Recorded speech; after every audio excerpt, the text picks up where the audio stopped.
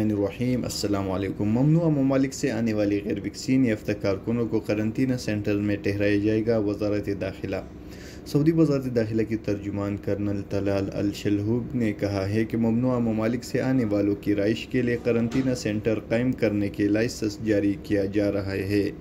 کمپنیوں کے غیر ویکسین یافتہ ملازمین کو ممنوعہ ممالک سے مملکت پہنچنے پر قرنطینہ سینٹر میں ٹھہرایا جائے گا۔ عاجل ویب سائٹ کے مطابق ترجمان نے کہا ہے کہ صحت صورتحال پر مسلسل نظر رکھی جا رہی ہے۔ شہروں یا کمشنریوں یا صوبوں کی سطح پر کورونا SOPs کے لیے ضروری اقدامات کے بارے میں رپورٹیں پیش کرنے کا سلسلہ جاری ہے۔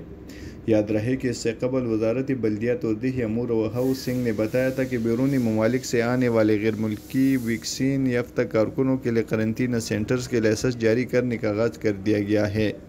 SPA کے مطابق وزارت بلدیات کی جانب سے جاری احکامات کے تحت کرونا وائرس سے بچاؤ کے لیے جانے والے احتیاطی اقدامات کے پیش نظر بیرونی ممالک سے آنے والوں کی سہولت کے لیے جدہ، دمام، ریاض اور زہران 25 عمارتوں کو قرنطینہ بنانے کے لیے لائسنس دیے گئے ہیں۔